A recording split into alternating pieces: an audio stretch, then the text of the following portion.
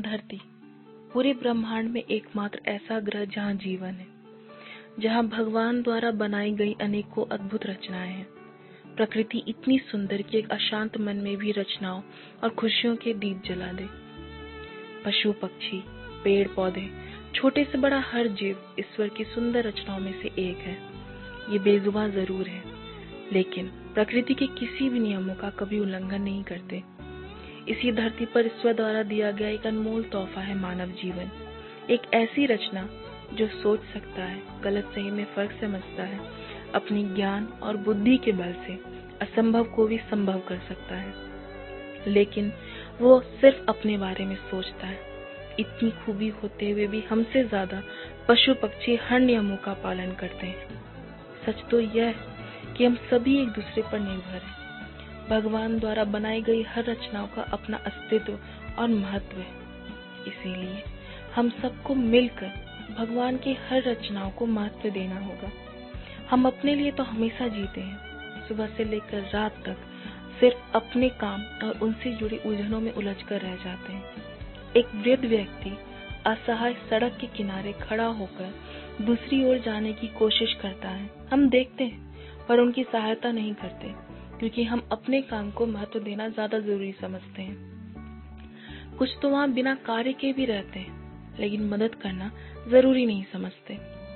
गोलगप्पे और चाट की दुकानों पर हम बहुत मजे लेकर, स्वाद लेकर लुत्फ उठाते हैं, चटकारे लेकर खाते हैं, लेकिन यह ध्यान नहीं देते कि जिस प्लेट में हम खा रहे हैं उसे एक बच्चा साफ कर रहा है, जिसके हाथ कलम उठाने के लिए हैं, ना कि जूठे बर्तन।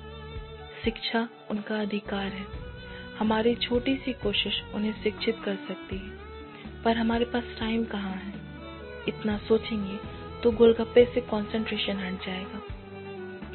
हम क्यों भूल जाते हैं कि हम सब एक दूसरे के लिए हैं। अगर हम धन और विद्या से समर्थ हैं, तो किसी असमर्थ इंसान की मदद करने में क्या नुकसान है।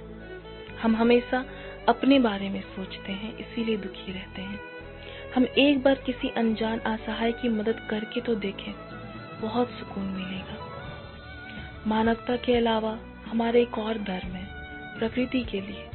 प्रकृति की अहमियत क्या है ये बताने की जरूरत नहीं, हाँ, पर ये जानने की जरूरत है कि हमने प्रकृति के लिए क्या किया और हमने उसे पूरी ईमानदारी से लूटा है। जल ही जीवन है, हम जानते हैं, फिर भी हम इसे प्रदूषित करते हैं। ये जानते हुए कि हमारी गलतियों का भुगतान हमारी आने वाली पीढ़ियां भुगतेंगी, लेकिन फिर भी हमें कोई फर्क नहीं पड़ता।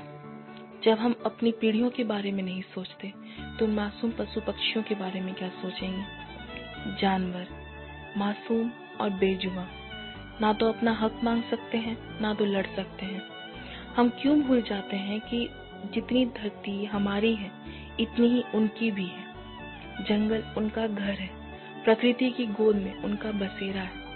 हम उन्हीं के घरों को उजाड़ कर अपना घर बनाते हैं, तो क्या ये सही है। ऐसी ही कई बातें हैं जिसके बारे में हम जानकर भी अनजान हैं। तो फिर कब तक इंतजार करें किसी के पहल का। क्यों ना खुद कदम बढ़ाएं और कुछ नया कर दिखाएं। मैंने और मेरे साथियों ने तो ठान ली है कुछ नया कर दिखाने की। जहां हम कोशिश करेंगे, पहल करेंगे मानव सेवा के लिए, हमारी कोशिश होगी मानवता, प्रकृति और अपने राष्ट्र के प्रति, जहां हम अपना कर्तव्य पूरी निष्ठा से निभाएंगे, ताकि हमारी छोटी सी कोशिश किसी एक के चेहरे